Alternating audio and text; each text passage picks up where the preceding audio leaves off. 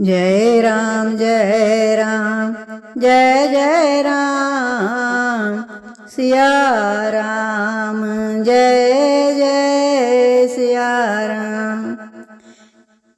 Shri Tulsidas ji love कुश कांड में लिखते हैं, वीरता में प्रसिद्ध कोमल शरीर वाले परम उदार रघुवंश की ध्वजा रूप स्वयं प्रभु विनय आदि के समुद्र और वाम भाग में श्री सीता जी सहित सुशोभित श्री रामचंद्र जी को मैं प्रणाम करता हूँ।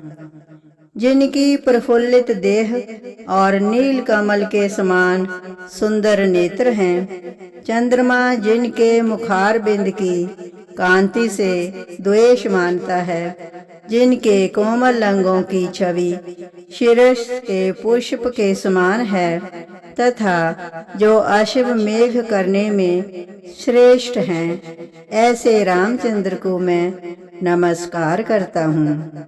अति पवित्र श्री राम कथा सुनकर गरुड़ जी प्रफुल्लित हो गए। फिर दोनों हाथ जोड़कर बोले, हे कृपा निधान सुनिए। हे नाथ, मेरा हृदय देव नदी गंगा जी के समान पवित्र हो गया। हे स्वामी, आपके चरण कमलों का स्नेह मुझसे जन्म जन्मांतर तक ना छूटे। प्रभु के संपूर्ण गुण समूह सुनकर मेरे मनोरथ पूर्ण हो गए हैं। हे काग श्रेष्ठ, आपकी कृपा से मेरे हृदय में अब प्रभु के गुणों की कथा बसी है। मेरे मन में संतोष है, परंतु हृदय नहीं अघाता। जैसे सब नदियों के मिलने से भी समुद्र नहीं भरता।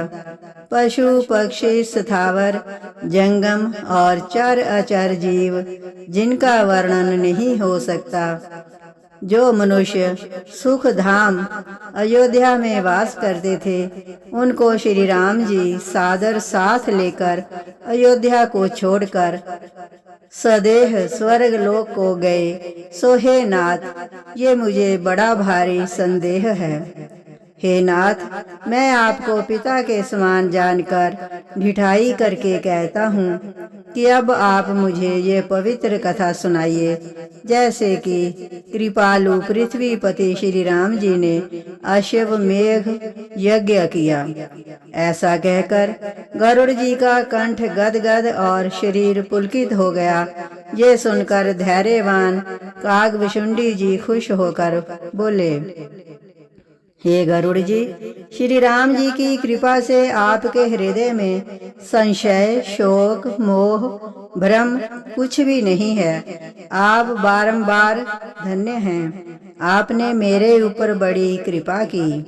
हे नाथ, आपके रसीले व मीठे वचन मुझे बहुत प्रिय लगते हैं। आपके हृदय की प्रीति देखकर बहुत से अमंगल नाश हो जाते हैं। अब आप अवध नरेश श्री राम जी के गूढ़ एवं अनुपम चरित्र सुनिए। वे अजन्मा अद्वैत अविनाशी हैं और कलयुग के पाप तथा भव बंधन से रहित हैं। हे गरुड़ जी, श्री राम जी ने 11,000 वर्ष रहकर जो चरित्र किया है, ये सबके उपकार के लिए विस्तार पूर्वक कहता हूँ, सो सुनिए। ब्रह्मा जी के वचनों को मानकर करुणा सागर प्रभु विराजमान रहे।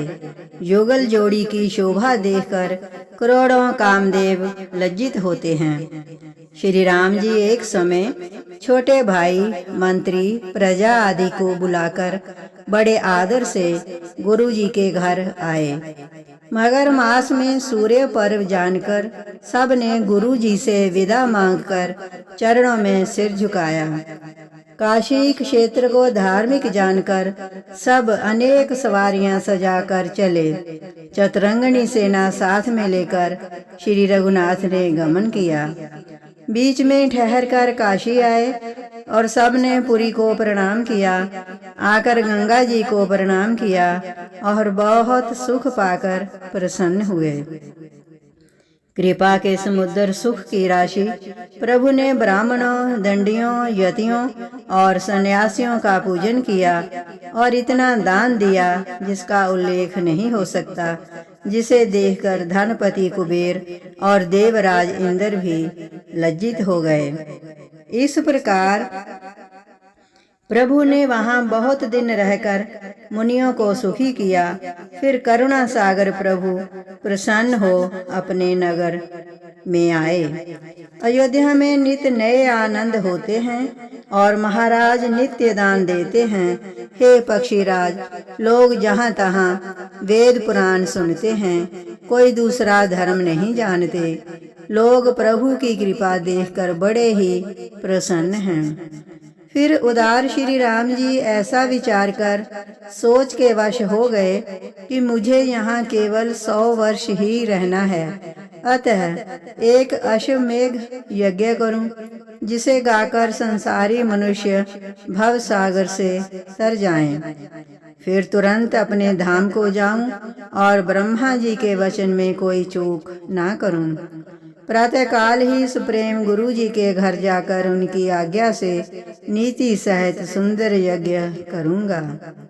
कृपा सिंधु धीर बुद्धि प्रभु ने हृदय में ऐसा विचार करके अनेक अनोखे चरित्र किए, जो शोक और भाव भय दूर करने वाले हैं।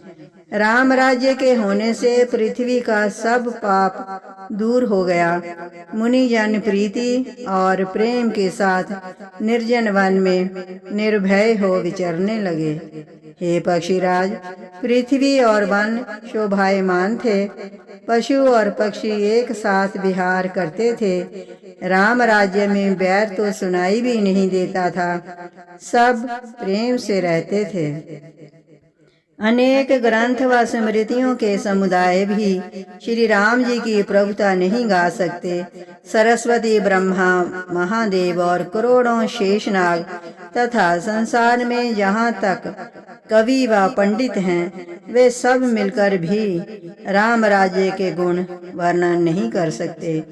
कज्जलगिरी की स्याही बनाई जाए और समुद्र की दवात बनाई जाए, कल्प वृक्ष की कलम बनाकर सातों द्वीपों का पृथ्वी पत्र अर्थात कागज बनाया जाए और सरस्वती, ब्रह्मा, श्री हरि और शंकर जी समूह बनाकर 7000 कल्पों तक लिखें, तो भी राम राज्य की लीलाओं का पार नहीं पा सकते। जय राम जय राम, जय जय राम, सिया राम, जय जय सिया राम।